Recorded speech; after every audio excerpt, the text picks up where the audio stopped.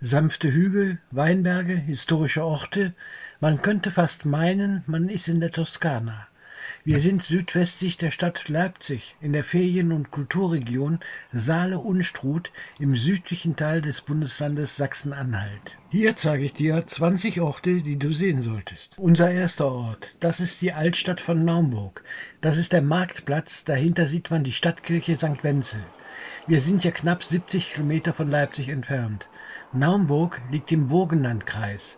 Etwas über 30.000 Einwohner hat die Stadt. Bürgerhäuser aus der Renaissance und aus dem Barock, die dominieren hier das Bild der Altstadtstraßen. Das heißt, das sind Häuser aus dem 16., 17. und 18. Jahrhundert. An einigen der Häuser sieht man Erker. Die Stadt ist an einem Kreuzungspunkt von zwei Handelsstraßen um das Jahr 1000 entstanden. Hier war wohl ein wohlhabender Messeplatz und Naumburg war Bischofssitz. Der Dreißigjährige Krieg beendete dann diesen Teil der Geschichte. Hier lohnt es sich mal, in den Straßen spazieren zu gehen. Die Geschäfte, die Häuser anzuschauen, ist hübsch hier.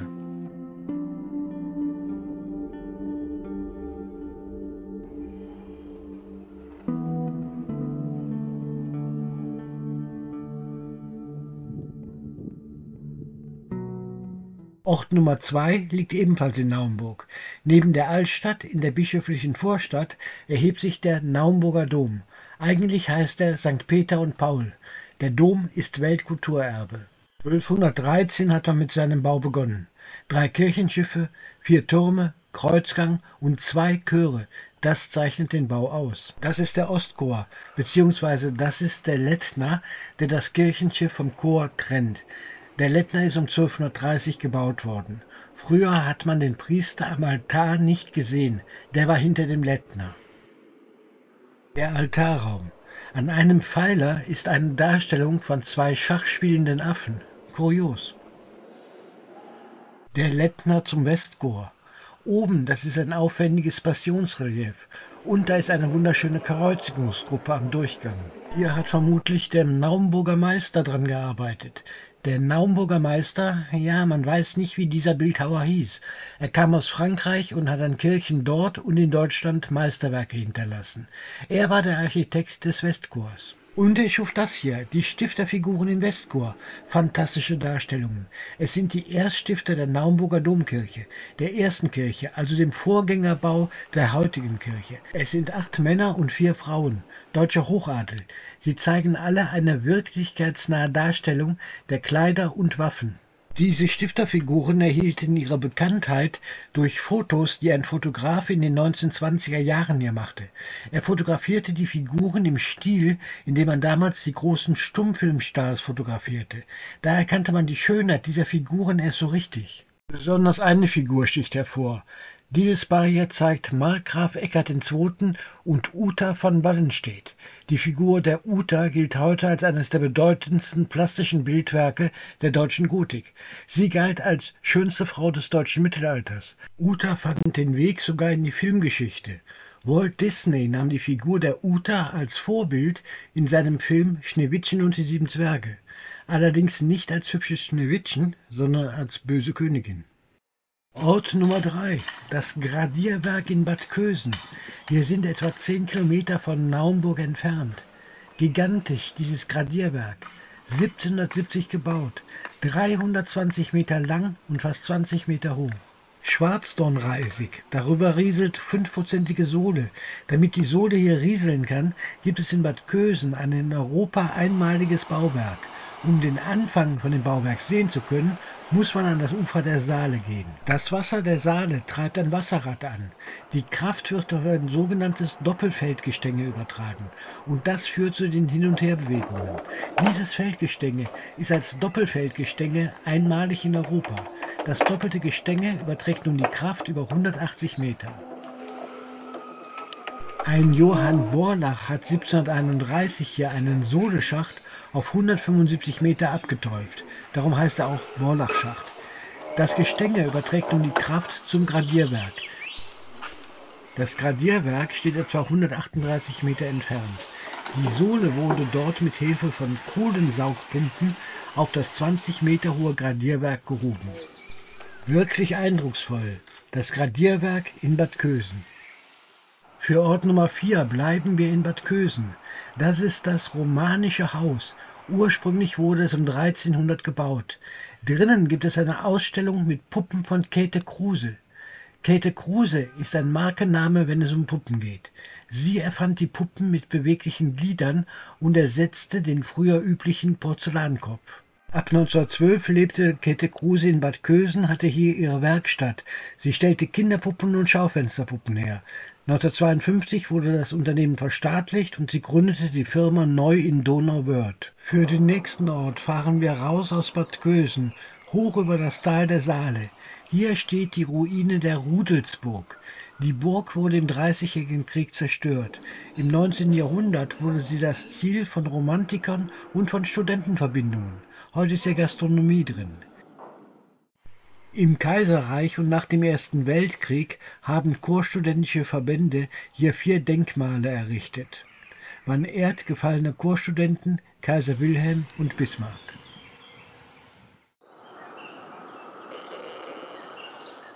Schulforta. Die Anlage gehört auch zur Stadt Bad Kösen. Das ist ein ehemaliges Zisterzienserkloster, gegründet im Jahr 1137. Seit 1543 ist das Kloster eine Schule. Heute gibt es hier ein Internat. Herzog Moritz von Sachsen ließ nach dem Dreißigjährigen Krieg in Forta sowie in Meißen und Grimma Fürsten- und Landesschulen gründen. Dort sollten Begabte, unabhängig von ihrer Herkunft, gefördert und zu Staatsbediensteten oder Lehrern ausgebildet werden.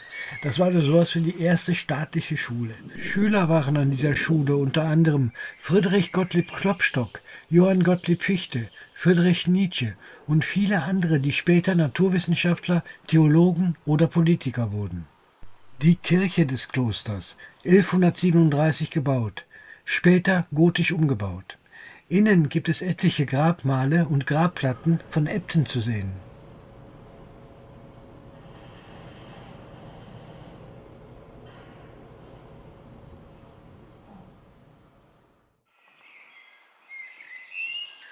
Nummer 7. Die Altstadt von Freiburg an der Unstrut. Die Weinstadt Freiburg. Über der Stadt thront eine Burg. Die Stadt entstand im 12. Jahrhundert aus der Vorburg. Eine Planstadt, angelegt vom Landgrafen von Thüringen. Die meisten der Steinhäuser sind erst nach den Stadtbränden im 16. bis zum 18. Jahrhundert entstanden. Alte Häuser, Kopfsteinpflaster, enge Straßen und Gassen.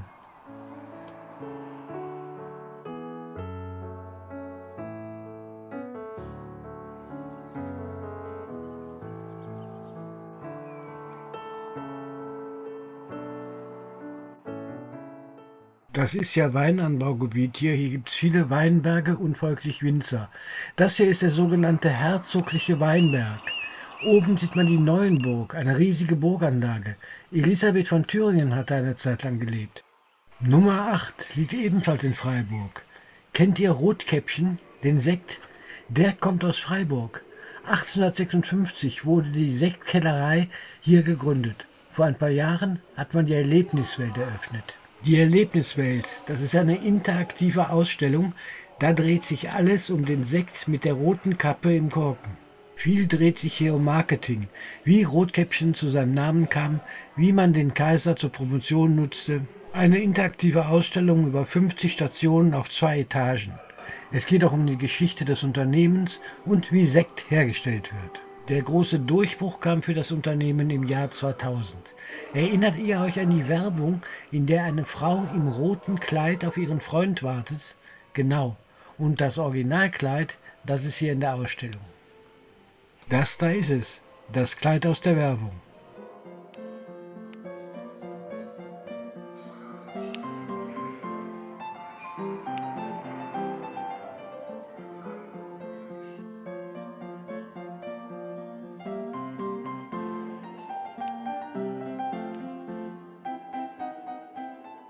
Aus 25 Eichen hat man 1896 das größte Cuvée-Weinfass Deutschlands gebaut. Das Volumen 120.000 Liter. Es steht im sogenannten Domkeller. Schaut euch mal die Schnitzereien an. Und zum Schluss kann man dann noch Fotos in der Werbungsdeko machen und es gibt natürlich auch etwas zu trinken. Noch ein interessanter Ort in Freiburg. Das ist Friedrich Ludwig Jahn. Besser kennt man ihn unter dem Namen Turnvater Jahn. Er war der Initiator der deutschen Turnbewegung. Er lebte in den letzten Lebensjahren hier in Freiburg, in diesem Haus. Heute ist hier das Jahn-Museum. Neben seinem Haus ist sein Grab, sozusagen auf der Terrasse, mit Blick ins Tal der Unstrut. Nicht weit weg steht die Erinnerungsturnhalle. Die Halle ist immer noch als Sporthalle im Gebrauch. Und das ist die Frontseite, mit einem Denkmal für Ludwig Jahn. Hier war er tatsächlich einmal begraben. Das ist sein erstes Grab. In den Garten seines Hauses wurde er später umgebettet. Das Grab war unterhalb des Denkmals.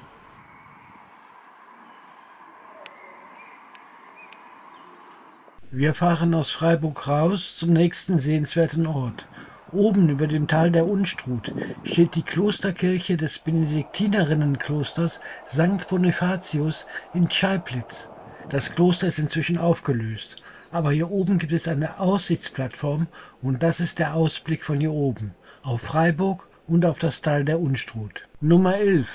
Rund 25 Kilometer von Freiburg entfernt liegt Memleben.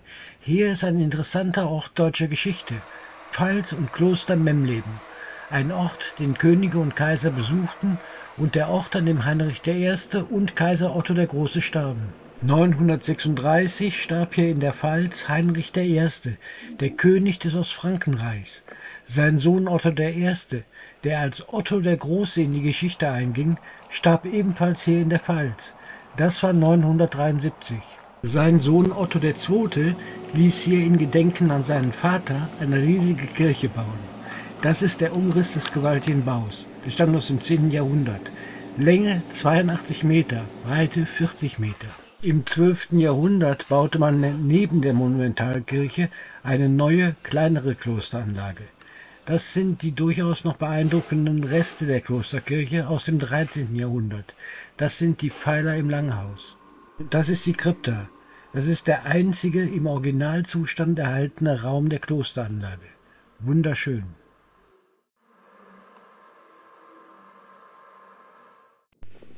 Im Dorf Wangen, einem Ortsteil der Stadt Nebra, steht dieses seltsame Gebäude, die Arche Nebra, ein Besucherzentrum, denn hier in der Nähe ist der Fundort der Himmelsscheibe von Nebra, eine Bronzeplatte, die älteste bisher bekannte konkrete Himmelsdarstellung.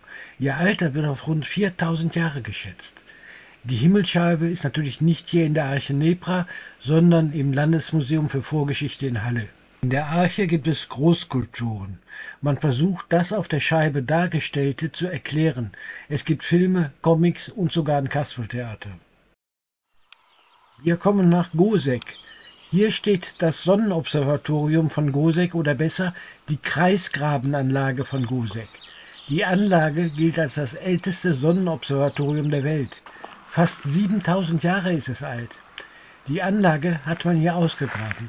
Allerdings nur die Spuren im Boden. Das hier ist eine Rekonstruktion. So soll die Anlage, die lag in Nähe von einem Dorf, ausgesehen haben, und zwar vor ungefähr 4000 Jahren. Wir sind ja hier auf einem Plateau oberhalb der Saale. Hier gibt es einen Ringgraben, der hat einen Durchmesser von 71 Meter. Und dann gibt es 2 Palisadenreihen. Und darin sind Durchgänge wie Tore. Durch die Durchgänge fällt das Sonnenlicht. Je nachdem, ob Sonnenaufgang oder Sonnenuntergang, also dem vor tausenden Jahren, und zwar fast genau auf den Tag zur Wintersonnenwende. So sieht die Anlage von oben aus. Hier konnte man also genau den Tag der Wintersonnenwende bestimmen, und das vor etwa 4000, 5000, 6000 Jahren. Genauso konnte man die Sommersonnenwende bestimmen, aber auch andere Daten. Faszinierend. Aber die Anlage hatte auch noch andere Zwecke, kultische vermutlich, denn man fand hier auch Tierknochen und sogar ein menschliches Skelett. Ganz schön schlau, unsere Vorfahren. Nummer 14, die Stadt Lützen. Wir sind etwa 40 Kilometer von Naumburg entfernt. Hier im Schloss Lützen, im Museum, gibt es ein Zinnfigurendiorama. Es zeigt eine Szene aus einer Schlacht, die Schlacht von Großgörschen im Jahre 1813. Großgörschen ist ein Dorf wenige Kilometer von hier. In Großgörschen fand am 2. Mai 1813 die erste Schlacht der Befreiungskriege statt. Hier trafen die preußische und die russische Armee auf Napoleons Heer. Hier trafen Napoleons 145.000 Soldaten auf die vereinigten Armeen von Preußen und Russland mit 88.000 Mann. Die Preußen führte der preußische König Friedrich Wilhelm III., die Russen Zar Alexander I. Ein paar Namen der Feldherren, die an der Schlacht beteiligt waren: Generalfeldmarschall Blücher, Feldmarschall Yorck, Feldmarschall Graf von Zieten, General von Scharnhorst, Marschall Michael Ney und Napoleon, der im Laufe des Tages zu seinen Truppen stieß. Das Dorf Kaya, wenige Kilometer von Lützen entfernt. Hier finden wir das Marschall-Ney-Haus. Hier erwartet uns Peter Mechter. Er bewohnt das Marschall-Ney-Haus und er zeigt uns nicht nur das Grundstück, sondern auch das kleine Museum im Haus. Am 2. Mai 1813 war hier nämlich das Hauptquartier des französischen Marschalls Ney. In diesem Haus verbrachte er die Nacht vom 1. zum 2. Mai. Seine Truppen, die waren hier im Dorf. Michel Ney, das ist einer der bekanntesten französischen Offiziere der sogenannten Revolutionskriege. Er begleitete Napoleon. Das kleine Diorama zeigt übrigens das Haus hier, wie es damals wohl ausgesehen hat. Napoleon verlor an diesem Tag etwa 20.000 Mann, Preußen 8.500 und die Russen 3.500. Inzwischen sind wir in Großgörschen, der Ort der Schlacht. Hier stehen Denkmale zur Erinnerung. Das hier, das Hessen-Homburg-Denkmal. In der Schlacht starb auch Prinz Leopold von Hessen-Homburg. Seine Schwester ließ das Denkmal errichten. Das Scharnhorst-Denkmal. 10 Meter ist es hoch. Das Denkmal würdigt General von Scharnhorst. Er war Stabschef in Blüchers Korps. Scharnhorst wurde in der Schlacht am Bein verletzt. An dieser Verletzung starb er fast 2 Monate später in Prag. Zurück ins Schloss Lützen. Hier gibt es noch ein Zinnfiguren-Diorama, denn hier gab es noch eine bedeutende Schlacht. Einige 100 Jahre vorher. Das war eine der wichtigsten Schlachten des Dreißigjährigen Krieges. Am 6. November 1632 trafen hier die Truppen Wallensteins, der für die katholische Liga kämpfte, auf die Truppen des schwedischen Königs Gustav Adolf, der auf Seiten der Protestanten kämpfte. König Gustav Adolf starb in dieser Schlacht. Ein in Schweden und auch auf protestantischer Seite bis heute verehrter Mann. Wir sind am Ort der Schlacht, am Stadtrand von Lützen. Und hier, dieser Findling soll die Stelle markieren, an der König Gustav Adolf starb. Hinter dem Schwedenstein steht die Gustav-Adolf-Kapelle. Die Kapelle wurde 1907 gebaut. Einen Blick ins Innere der Kapelle. Schaut euch mal diese Holzdecke an. Dafür wurde kein Holznagel benutzt. Die Kapelle wurde übrigens vom damaligen schwedischen Konsul gestiftet. 1931 wurde die Lützen-Stiftung mit Sitz in Göteborg gegründet. Ja, ich muss sagen, die Kapelle hier, die hat mich wirklich überwältigt. Die ist so schön. Auf den Spuren des toten Königs Gustav Adolf kommen wir in das Dorf Meuchen. Hier am Rand des Schlachtfeldes wurde Gustav Adolf am Todestag aufgebahrt, und zwar in dieser kleinen Dorfkirche. Die Kirche nennt sich heute Gustav Adolf Gedächtniskirche.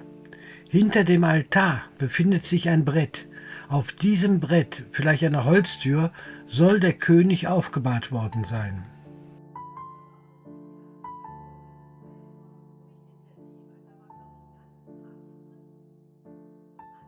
Wir kommen zum nächsten Ort. 20 Kilometer entfernt liegt die Stadt Weißenfels. Hier steht das Geleithaus. Darin gibt es ein Museum. Das Museum erinnert an die Schlacht und an König Gustav Adolf. Hierher brachte man den toten König und präparierte ihn für den Trauerzug nach Schweden.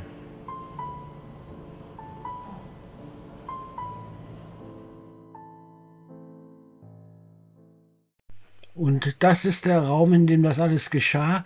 Hier machte man ihn fertig für seine letzte Reise nach Schweden.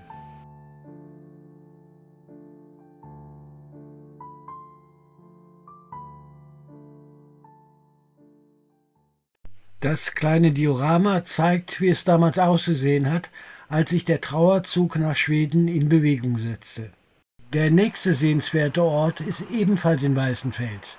Das ist Friedrich von Hardenberg, besser bekannt unter seinem Künstlernamen Novalis, ein Schriftsteller, heute weniger bekannt. Das hier ist sein Wohnhaus und auch der Ort, an dem er gestorben ist. Novalis war einer der wichtigsten Vertreter der Frühromantik.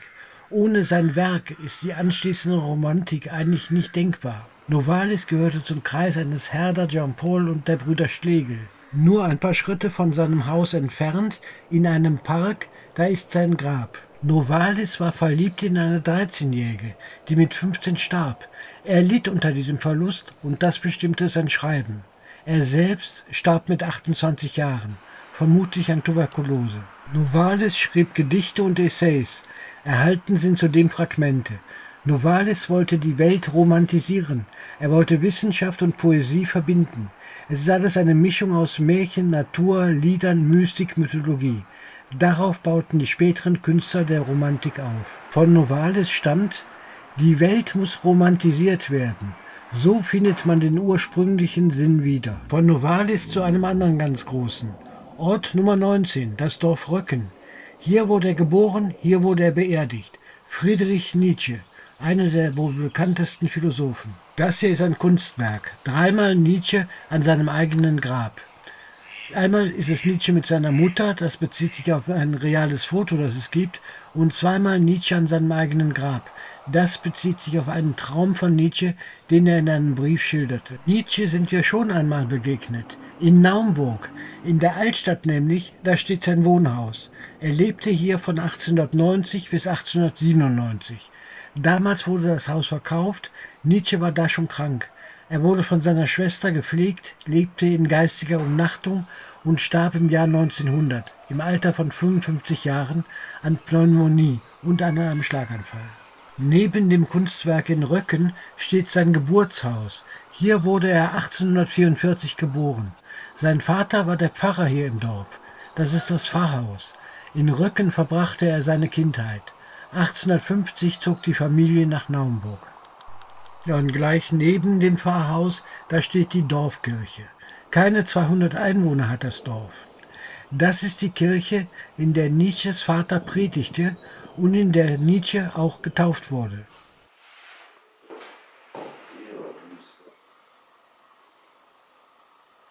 An der Außenwand der Kirche, nur ein paar Meter von seinem Geburtshaus entfernt, ist sein Grab. Das Grab ist in der Familiengruft.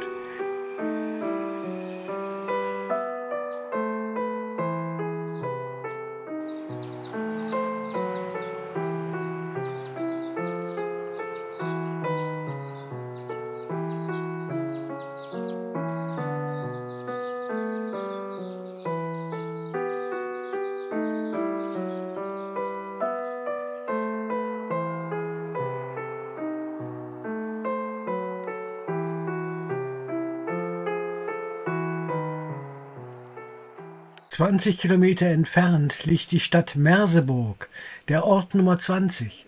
Interessant sind die Straßen der Domfreiheit, also da, wo die Mitarbeiter des Bischofs wohnten.